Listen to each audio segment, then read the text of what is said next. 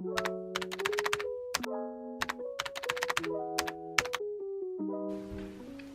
everyone, it's me Vivian and I'm back with another video. If you guys are new here, welcome and I hope you are having a great day wherever you are. I'm a data scientist based in Sydney, Australia, and I post content on data science, career and lifestyle. If that's up your alley, then please like and subscribe, it would really mean a lot. Let's get straight into the video. So lately there's been so much hype around a career in data science ever since it was named the hottest job of the 21st century. And I also know that many of you guys are aspiring data scientists out there. Yes, it's a great career. However, if I'm going to be fully transparent, not every day for me is sunshine and rainbows. So I thought, you know what, why not make a video on some of the reasons why you guys might actually not enjoy being a data scientist. And I'm also going to share some of the things about my job that I enjoy the least. So stay tuned for that. As always, I'll leave timestamps down below in case you guys want to skip through the video. Otherwise, let's get straight into it. If you're coming into a data science role thinking that every day you're going to be building fancy machine learning models and creating big impact from day one, then you are so mistaken. As much as I'd love for that to be the case, it is nowhere near reality. In any business, there are only so many models that need to be built. This could be 3 to 4 risk decision models, a couple of customer segmentation models, and that's it. Once these models are built and validated, they're going to be running in production for the next 2 to 3 years with no need for any model refreshes.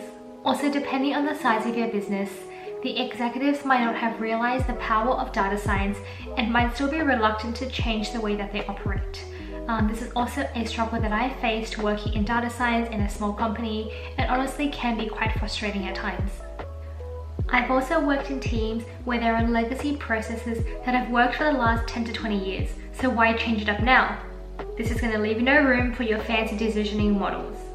There could also be a lot of hierarchy and approval before any decision can be made to implement some sort of data science framework, and it's going to take the business so much convincing to do so, and sometimes to no avail, which is extremely frustrating.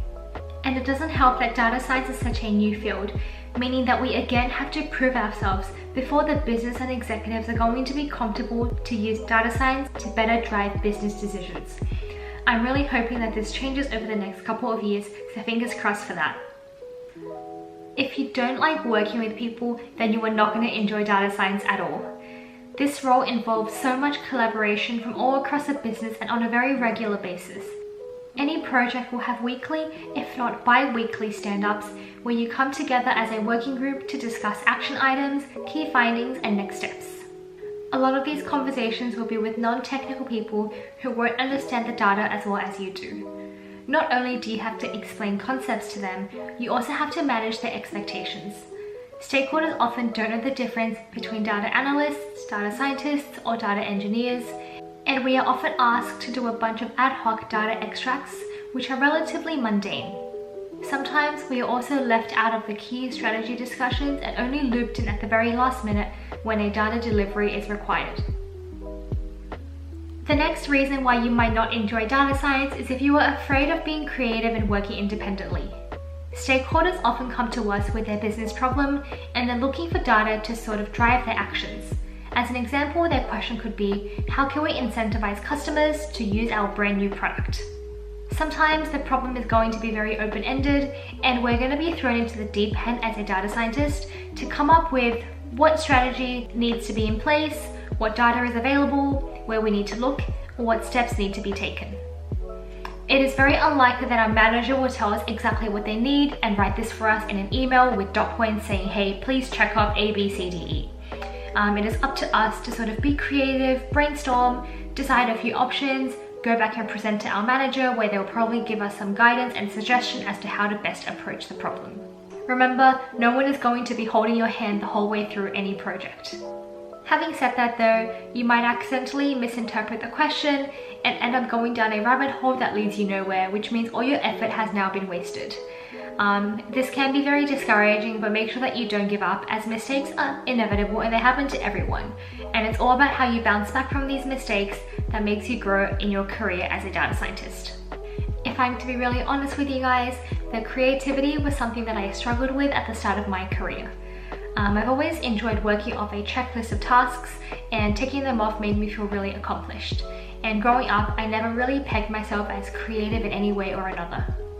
However, over time and with the support of my team, I've learned to leave the imposter syndrome behind and channel my inner creativity. It's all part of the fun and learning process, and you realize that data science really is pretty open-ended and exciting. You also won't survive in this industry if you aren't open to learning. In order to solve business problems and create the most impact, you've got to understand the business and the products that it offers, as well as the data, where to find everything, the discrepancies of the data, and also continuously upskill with the latest coding platforms and technologies. Sometimes this could involve going to conferences or even doing additional courses outside of work hours. And lastly, if you are only in it for the money. Yes, we make a pretty good living with an average salary of around $120,000 and a good set of working hours.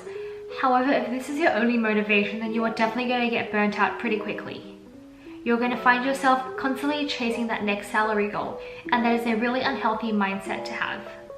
Given that we spend 8 to 10 hours of our everyday working, then you sure as well want to enjoy it and make sure you are in a career that you actually enjoy. I hope that this video has given you guys more insight into what being a data scientist actually involves. Of course, keep in mind that none of these things that I've mentioned today are actually set in stone. Just because you guys aren't creative doesn't mean that you're going to hate being a data scientist. Every role itself is different, and depending on the company, the team, it's just about being open-minded and telling yourself that you are able to do it. Anyway, that's all I've got for today's video. Again, if you enjoyed it, please like and subscribe, and I'll see you guys in my next one. Bye!